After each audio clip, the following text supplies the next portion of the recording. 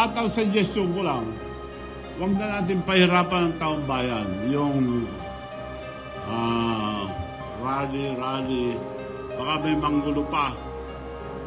Ang pakiusap ko lang, it will be a peace revolution about corruption. Ang mga kabataan at mga estudyante ang mag-lead ang revolusyon na ito. This is not for ourselves, this is for the future of our children. Mga kabataan, pabayaan natin sila mag-lead itong revolusyon para matanggal ang graft and corruption. Ang wag na tayo magpunta sa kalye, baka guluhin pa nila. High school and colleges,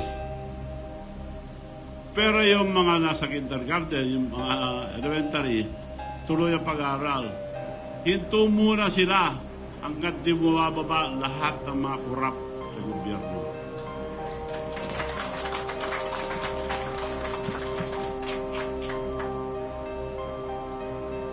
Ngayon, kung ayaw nila mag-resign, sila nagpapahirap sa mga estudyante.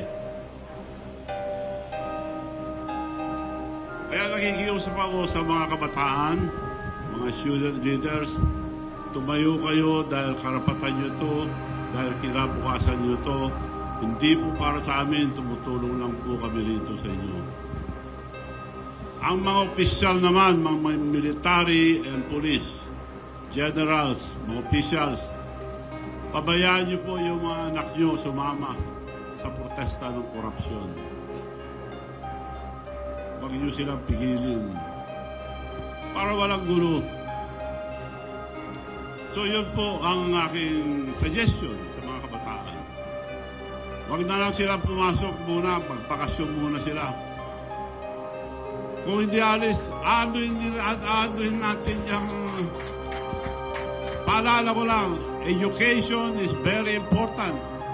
Pero anong kinabukasan nila? 17 trillion ng utang ang Pilipinas, so umuutang pa sila. Saan na pupunta? Sa korupsyon. So, yun lang po pakiusap ko. Pabayaan natin ang mga kabataan, mga student leaders, sila mag-lead itong revolusyon ng korupsyon. Wag na suggestion ko lang, pwede rin kayo pumunta sa mga rally, pero baka may manggulo, baka mapahama kayo. Ang suggestion ko, walang gulo. Wag na lang kayo pumasok. But, tumayo kayo, karapatan nyo, magprotesta. Dahil sa ang gobyerno natin, wala nang mangyayari. Dahil walang isang salita ang presidente. Walang isang salita yan. Ba't tayo maniniwala? Siya nagsabi, nakakaya kayo. Dapat nakakaya tayo eh. Kasama yung sila Diskaya, sila ang kontraktor niya eh.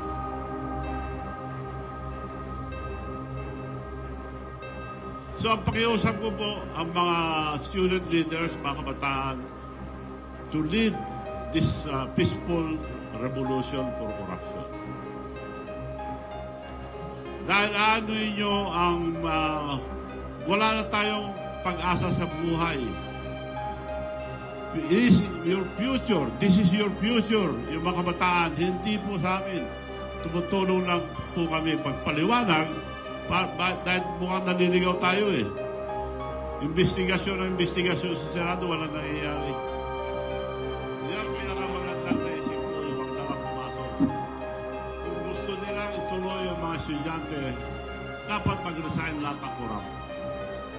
At lahat ng mga politician, huwag tayong makialam, pabayaan natin ang kabataan magprotesta. Because this is for your future. Mga kabataan, sila, hindi tayo. Sila na masisira kung di pa tayo tutulong kikilos. Pwede rin yung suggestion nyo, pero wag na dahil